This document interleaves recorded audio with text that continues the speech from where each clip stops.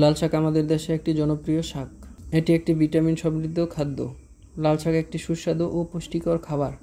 বাংলাদেশে প্রায় সব অঞ্চলেই কম বেশি লাল শাকের চাষ হয়ে থাকে। সারা বছর এর চাষ করা যায়। একই জমিতে বারবার লাল শাক চাষ করা যায়। সার কিংবা কীটনাশক কোনো কিছুরই প্রয়োজন হয় না বলে উৎপাদন খরচ নেই বললেই চলে। আর সে কারণেই বাণিজ্যিকভাবে এর চাষ লাভজনক। জমিতে বীজ বপনের মাত্র 20 থেকে 21 দিনের মধ্যেই লাল শাক তোলা যায়। পুষ্টিগুণ: লাল শাকে রয়েছে প্রচুর পরিমাণে ভিটামিন এ, বি, সি ও ক্যালসিয়াম পাওয়া যায়। জাত: আমাদের দেশে বাড়ি লাল শাক এক জাতের শাক, এর অনুমোদন রয়েছে। এই শাকের পাতার বোটা ও কাণ্ড নরম ও উজ্জ্বল লাল রঙের হয়ে থাকে। প্রতি গাছের মধ্যে প্রায় 15 থেকে 20টি পাতা থাকে। গাছের উচ্চতা প্রায় 25 থেকে 35 সেন্টিমিটার এবং ওজন 10 থেকে 15 গ্রাম হয়ে থাকে।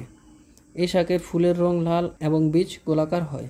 জমি তৈরি ও বীজ বপন: লাল শাক চাষের জন্য জমি খুব ভালোভাবে চাষ ও মই দিয়ে তৈরি করতে হবে। জমি ও মাটির অবস্থা বুঝে 4 থেকে 6 বার চাষ ও মই দিতে হয়। লাল শাকের বীজ ছিটিয়ে ও সারিবদ্ধভাবে বপন করা যায়, তবে সারিবদ্ধভাবে বপন করা সুবিধাজনক।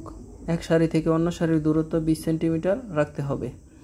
একটি কাঠি দিয়ে 15 থেকে 20 সেন্টিমিটার গভীর লাইন টেনে সারিতে বীজ বুনে মাটি সমান করে দিতে হবে।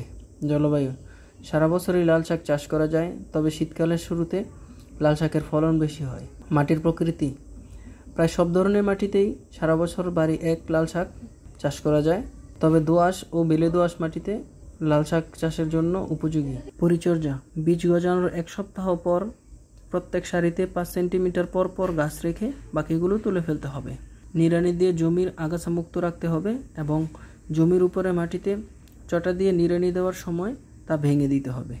সার প্রয়োগ: কৃষকদের মতে গুণগত মানসম্পন্ন ভালো ফলন পেতে হলে লাল শাক চাষের জমিতে যতটুকু সম্ভব জৈব সার প্রয়োগ করতে হবে। মাটি পরীক্ষা করে মাটির ধরন অনুযায়ী সার প্রয়োগ করতে হবে, তবে জৈব সার ব্যবহার করলে মাটির গুণগত মান ও পরিবেশ উভয়ই ভালো থাকে।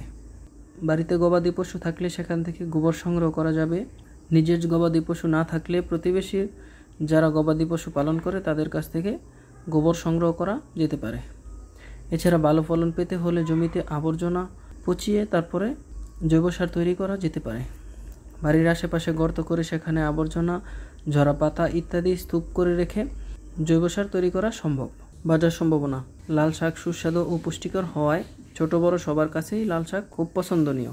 যেহেতু এর চাহিদা সবার কাছেই আছে, তাই লাল শাক চাষ করে পারিবারিক চাহিদা মিটিয়ে পাশাপাশি অতিরিক্ত উৎপাদন বাজারে বিক্রি করে জীবিকা নির্বাহ করা সম্ভব। উন্নত পদ্ধতিতে চাষ করলে প্রতি বিঘা জমিতে প্রায় 500 কেজি লাল শাক পাওয়া যায়।